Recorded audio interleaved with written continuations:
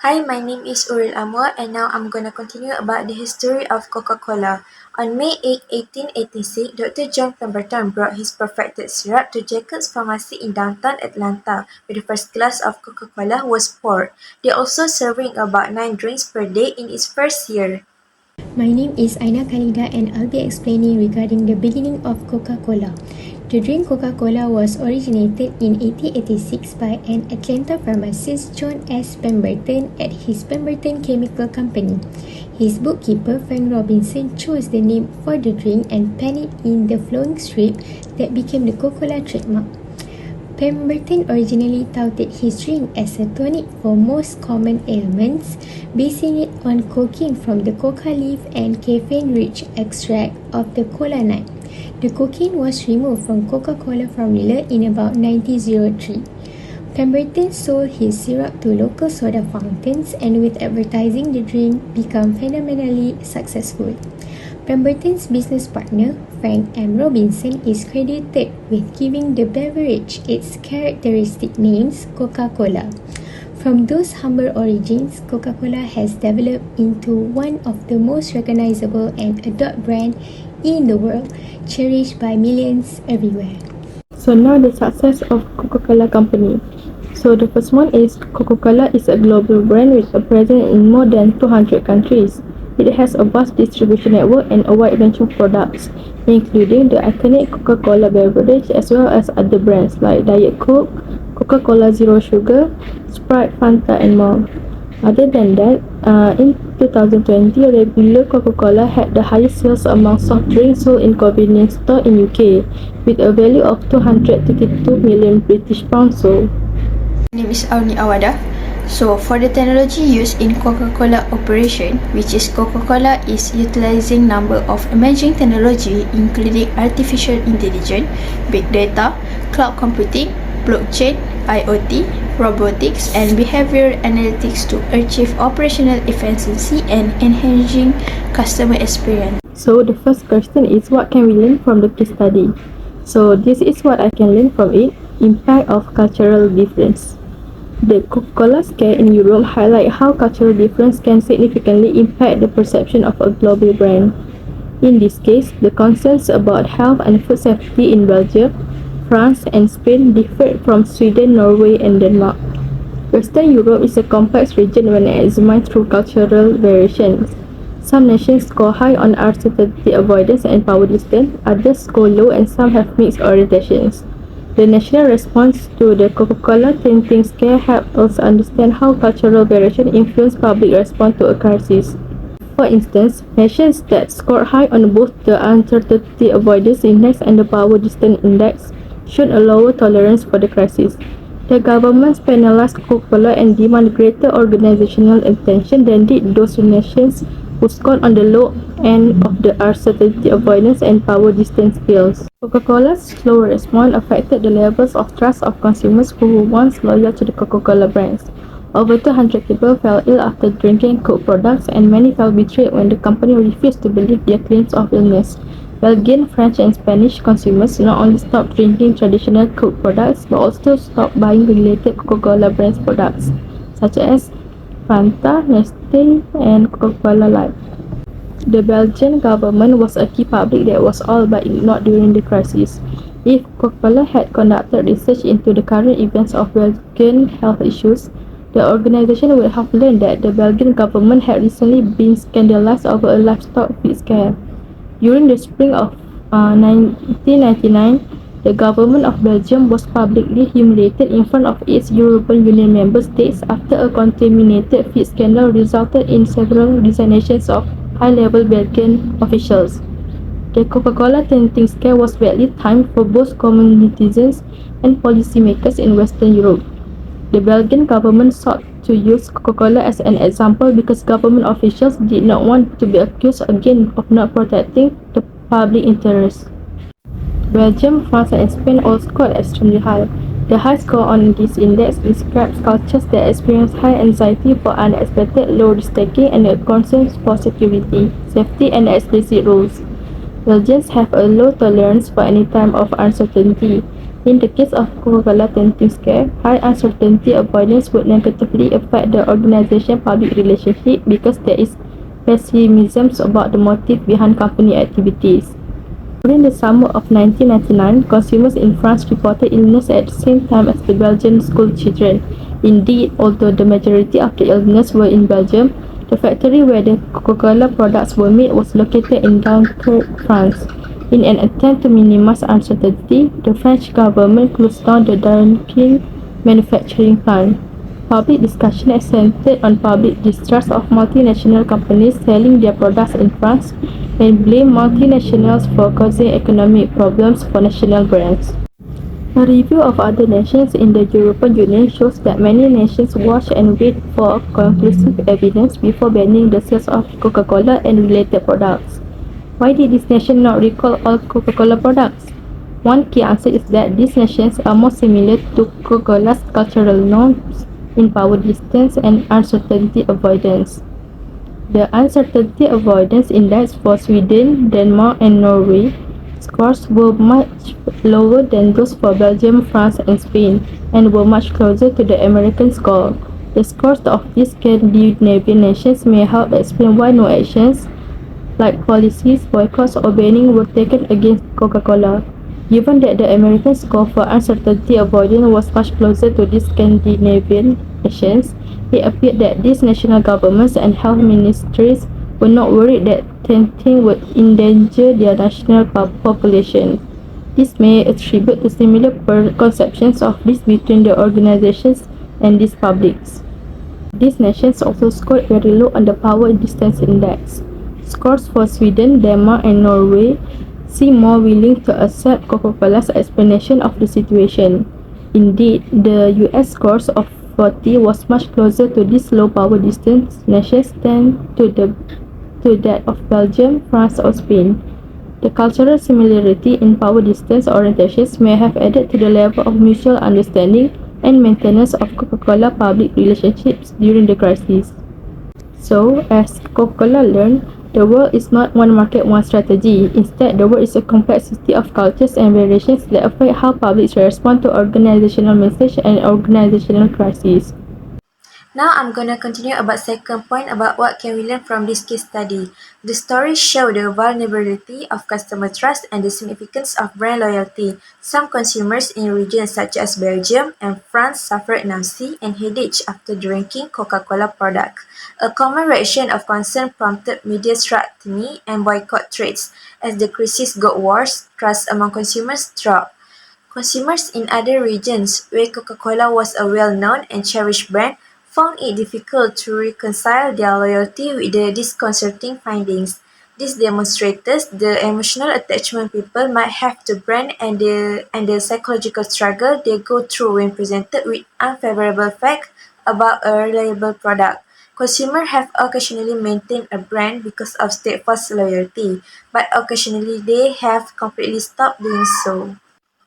Next, Coca-Cola was able to recover some of the lost consumer trust over time using a combination of such strategies and culturally relevant communication campaigns adapted to each impact market. However, in certain places, the tragedy had a long-term impact on brand loyalty, demonstrating how fragile trust can be in the midst of a crisis, even for a well-known and valued firms. In conclusion, the Coca-Cola scare in Europe case study demonstrates how consumer trust and brand loyalty are inextricably linked to a company's reaction during a crisis. It demonstrates the long-lasting emotional relationship that people may have with business, as well as the issue that organizations confront when trust is undermined by unforeseen occurrences. For the next question is question 2, which is the impact of culture variability based on Hofstede framework. Power distance has traditionally been viewed as a word-related value that will influence the communication in an organization, but as Hofstede notes, when combined with uncertainty avoidance, it can be used to explain national culture. In society with a high power distance, there may be a tendency to trust and follow authority figures more closely during a crisis. In countries with high power distance, such as some Asian nations, the Coca-Cola company may need to adapt in organizational structure to accommodate hierarchical decision making. Local manager may have limited decision-making authority, and it may be essential to show respect for authority figures in negotiation and interaction. For your information, in countries with low power distance such as the United States, the company may encourage a more open and collaborative decision-making process. Employees may feel comfortable voicing their opinions, and there may be a flatter organization structure. So, for the second point is government or leadership decisions are less likely to be called into question.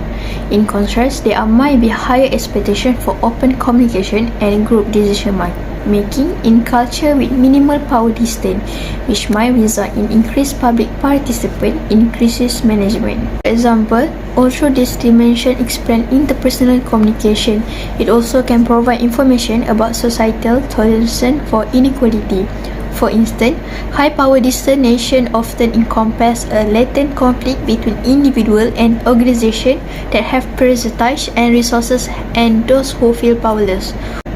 Although this conflict is rarely vocalized and acted on, in high-power distant culture, it influences that attribution that people make about the action of others. For example, the powerless are not very forgiving when the powerful make mistakes. So for the next point is ascendancy avoidance, which is this dimension measure the extent to which a society tolerates ambiguity and ascendancy. Culture with high ascendancy avoidance tend to have strict rules, structured environment, and resistant to change, while low ascendancy avoidance culture are more adapted and open to innovation. This dimension can affect risk-taking behavior, decision-making, and adaptability in organization. So for the first point is culture with high ascendancy avoidance may seek more structured and coherent approach to crisis management, potentially resulting in stricter regulation and adherence to established protocols.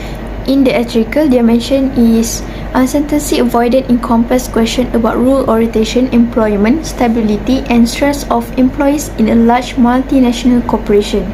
Nation that has scored high on the uncertainty avoidance index tend to have more writing rules, an elaborate legal system, and a belief that deviations from the expected norm is dangerous. In an update of Hofstede Country Classification, Fernandez, Carlson, Stefina, and Nicholas found that societal change can affect national score on the uncertainty avoidance dimension. So for the next point is low uncertainty avoidance culture may be more adaptable and open to trying innovative solutions in time of crisis. So this culture orientation has implication for communication crisis and public relations. Linkers warn, however, that no single dimension is sufficient to truly understand the dynamic of a culture and suggested that certain dimensions of culture complement and explain the others.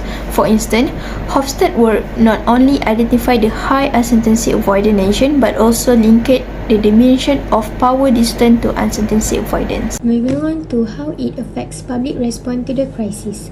For power distance, in cultures with high power distance, people tend to defer to authority figures.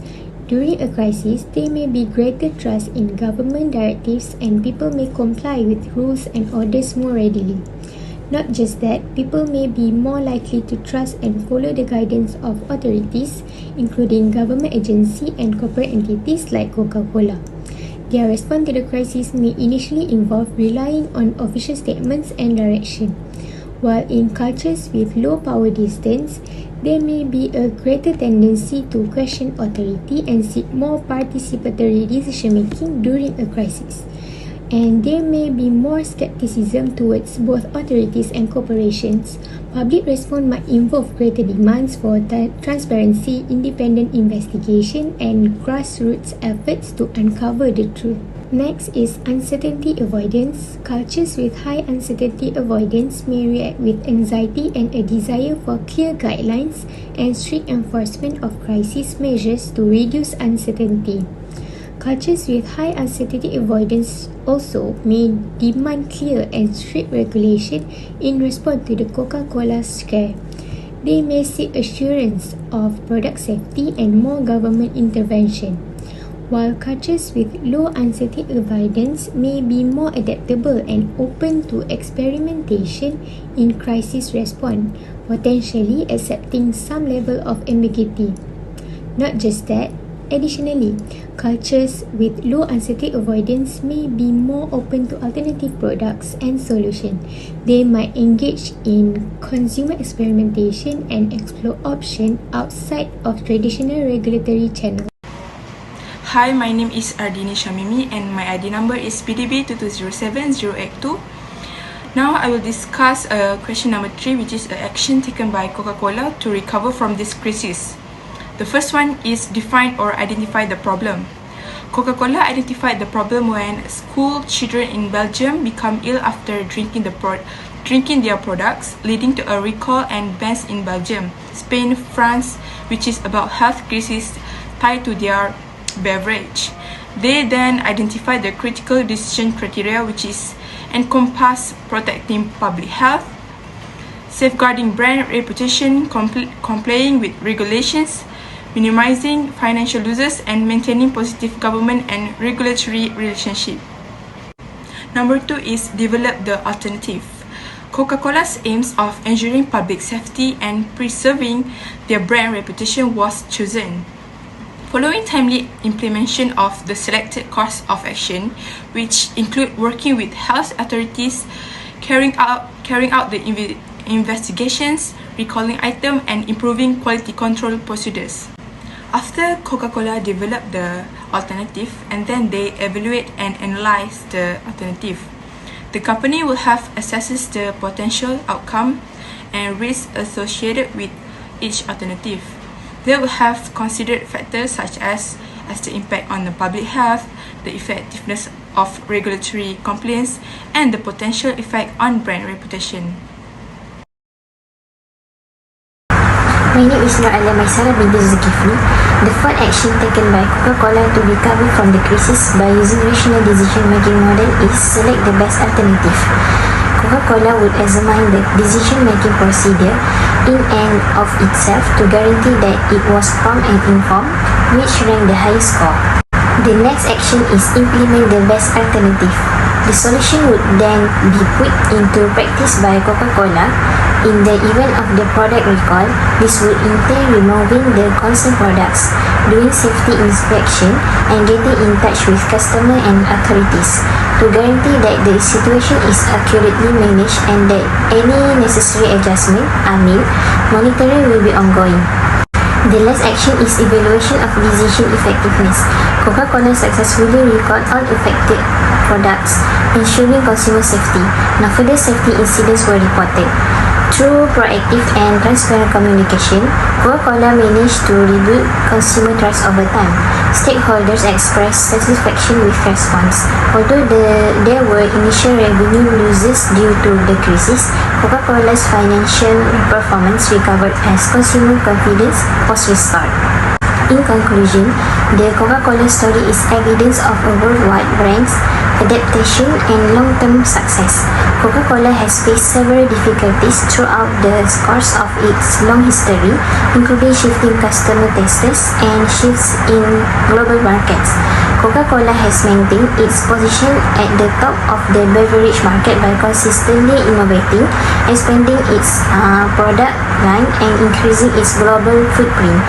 It's focused to not only maximizing profits but also having a beneficial influence on people's lives, and the environment is highlighted by its commitment to sustainability, community involvement, and ethical business practices.